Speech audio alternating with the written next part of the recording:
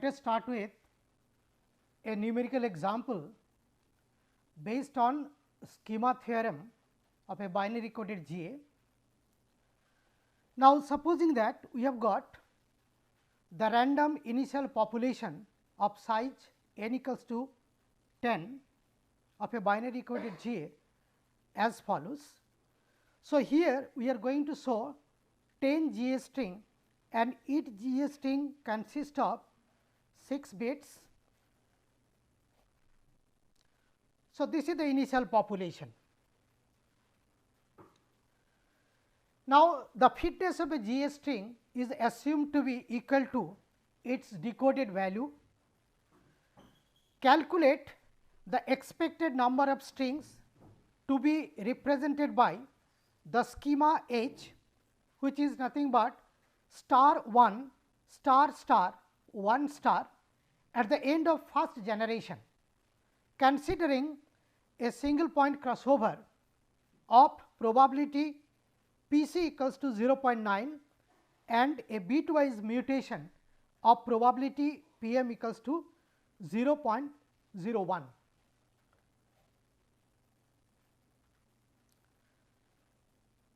Solution. Now, here actually what I am going to do, I am just going to calculate the fitness of all the GA strings, and as we mentioned that the fitness is nothing but the decoded value of this particular the GA string. Now, for the first GA string, that is 100 100, its decoded value will be 36. Now, this is the way actually we calculate the decoded value. So, 0 multiplied by 2 raised to the power 0 plus 0 multiplied by 2 raised to the power 1 plus 1 multiplied by 2 raised to the power 2 plus 0 multiplied by 2 raised to the power 3 plus 0 multiplied by 2 raised to the power 4 plus 1 multiplied by 2 raised to the power 5. So, if we calculate, you will be getting 36. Now, similarly, for all the GA string, we try to find out their decoded values for all 10 GA strings. And once you have got the fitness information for all the GA string, so I can find out the total fitness, and it is coming to be equal to 333. And once you have got this particular the fitness values for the whole population, now I can find out the average fitness, and that is nothing but f bar, that is 333 divided by 10, that is 33.3. So, this is the average fitness of this whole population.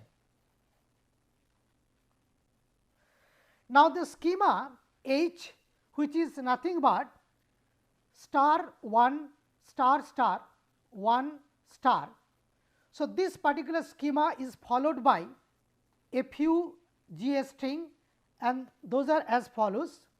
For example, from this whole population, only the third one. So, this particular GA string,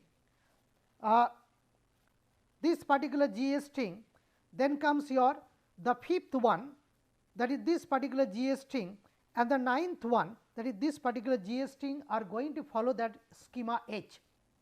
And here, corresponding to this particular the GA string, we have got the decoded value or the fitness value as 23.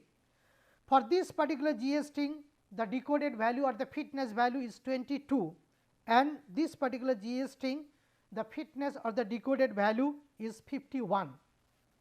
So, very easily we can find out what should be the average fitness for the schema. So, if H is nothing but the schema fitness or the average fitness of the schema, and that is nothing but 23 plus 22 plus 51 divided by 3, and that is equals to 32.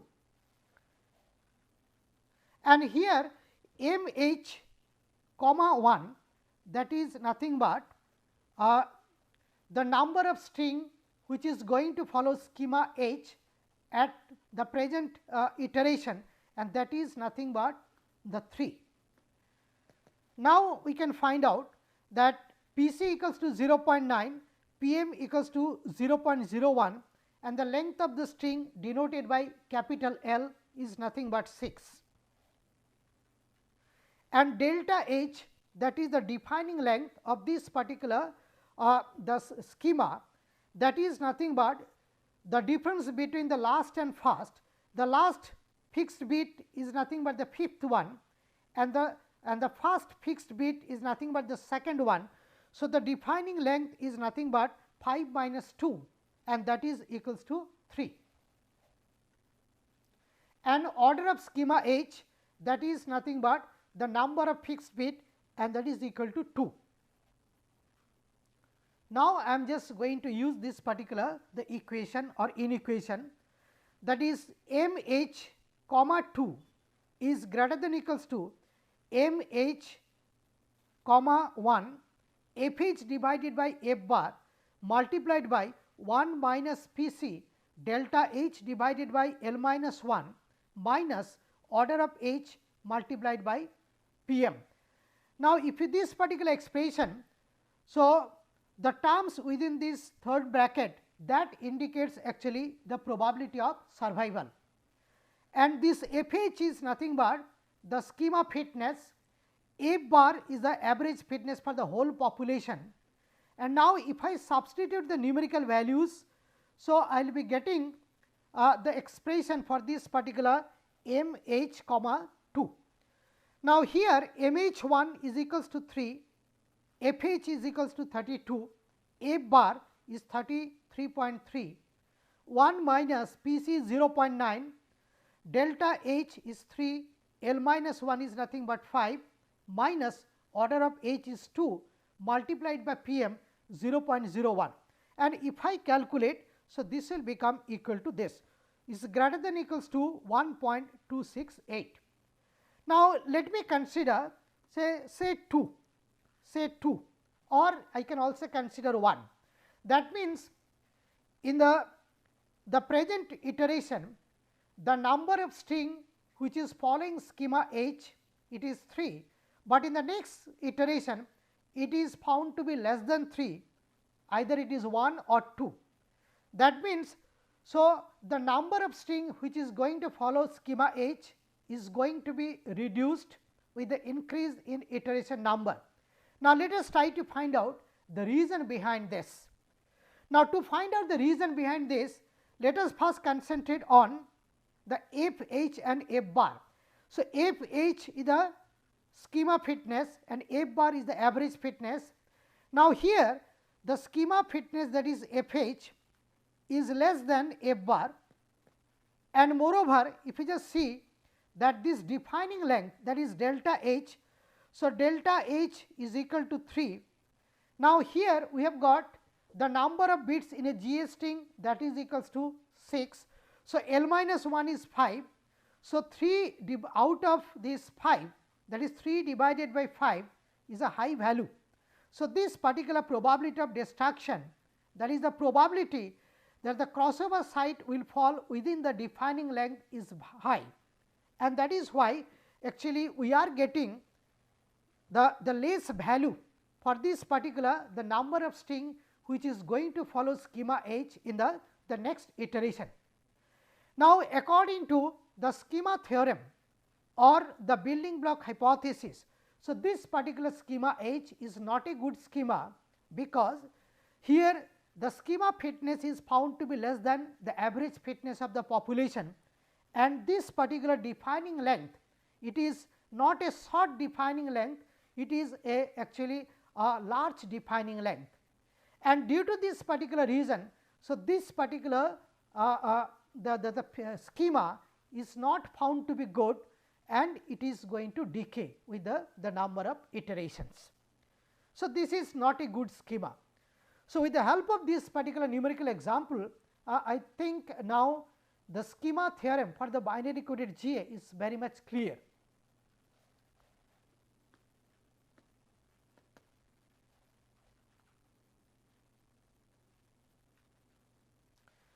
Now, I am just going to start with the limitations of binary coded GA. Now, as I mentioned several times, that the first version of GA, which was proposed in the year 1965 by Professor John Holland, that GA was a binary coded GA. Now, binary coded GA is little bit easy to understand and it has got some applications also. However, so this particular binary coded GA has got a few limitations. Now, let me try to concentrate on the demerits or the limitations of this binary coded GA. Now, this binary coded GA is unable to yield any arbitrary precision in the solution. The reason I have already discussed that if I want to get a good precision in the values of the variables, so I will have to assign a large number of bits. Now, if I assign a large number of bits and supposing that I have got a few variables, 10 variables, in that case the length of the GA string will be large, and if length of the GA string increases, the computational complexity will also increase and consequently the GA will become slow, which is not desirable. Now, to overcome this particular problem of binary coded GA, nowadays we use the real coded GA, where the real variables will be represented using the real numbers. For example, the value of a particular variable could be 10.85 or say 15.65 and so on. So, directly we are going to use the real values for the real variables inside the GA solution. So, this particular the principle of real coded GA I am going to discuss in much more details after some time. The next is this binary coded GA is going to follow and it is going to face, I should say, some sort of a problem that is called the Hamming-Cliff problem. Now, let us try to understand what do you mean by this Hamming-Cliff problem. Now, in binary codes, the way we represent, so this particular number say 14. So, 14 is represented as 0 1 1 1 0. Next 15 is represented by 0 1 1 1 1 and 16 is represented by 1 0 0 0 0. Now, this is the way actually we represent the number in binary. Now, if I see that how many bits are to be changed if I want to move from one number to the next number. For example, say from 14 to 15 if I want to move, so there will be only one change, that means this particular 0 is made 1 here. Similarly, if I want to move from 15 to 16, I need 5 changes.